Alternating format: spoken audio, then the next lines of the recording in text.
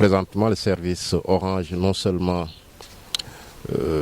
ne fonctionne pas comme on l'aurait souhaité, et que personnellement je subis parfois des arnaques.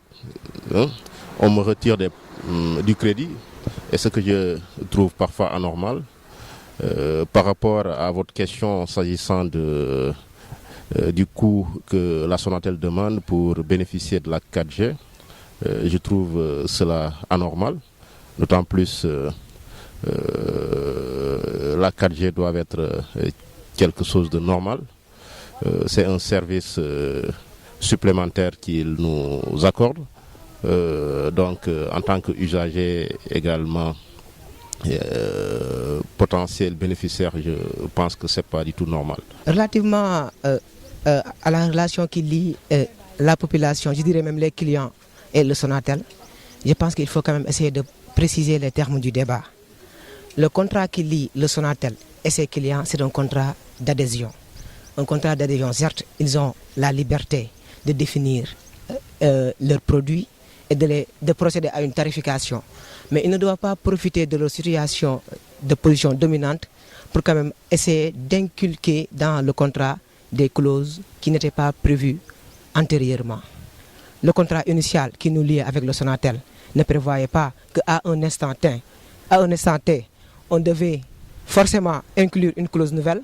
Donc je pense que la population doit avoir une position très radicale relativement à cette situation. On passe de la 3G à la 4G. Donc il pouvait continuer sur la lancée qu'il était. Donc sans pour autant demander, je sais pas, des 1000 francs oui, aux abonnés pour aller, comment dire, renouveler, si je peux m'exprimer ici, leur abonnement. Donc je ne considère pas ça comme étant quelque chose de normal. Vraiment, ils pouvaient le faire du tic au tac, oui, pour que ça passe, pour que ça ne prenne pas vraiment du temps. Le faire serait de commercialiser de nouveau le réseau, donc ce qui n'est pas normal. C'est une mauvaise idée, vu que pour obtenir la 4G, on n'a pas le droit d'aller jusqu'à la Sonatel, perdre du temps, payer du transport, aller jusqu'à Sonatel pour obtenir la 4G. Je crois que la 4G, on devait l'obtenir gratuitement. Ce n'est pas une chose dont on devait payer. Ils veulent se profiter de nous. Le fait que la Sonatel demande de payer 1000 francs pour avoir la 4G, je pense que c'est un peu anormal, quoi. Parce que depuis très longtemps que Sonatel a commencé à travailler au Sénégal et dans le monde entier. Donc je me dis qu'ils ont suffisamment d'argent, ils ont un budget suffisamment important pour payer la 4G sans notre contribution. Parce que depuis longtemps ils travaillent et leur chiffre d'affaires est énorme. Donc pourquoi demander à la peuple de payer 1000 francs? Je ne vois pas le sens de payer 1000 francs et de demander, voire même de demander au peuple de payer ça. Ça devait être un service gratuit parce qu'on doit payer en tout cas le crédit pour utiliser vraiment ce service-là.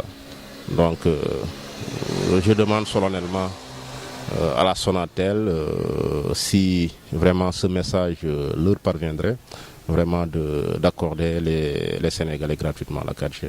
Peut-être qu'il a le monopole peut-être de la 4G, c'est pour cela je ne sais pas qui a poussé à essayer de commercialiser cela, mais normalement il devrait le faire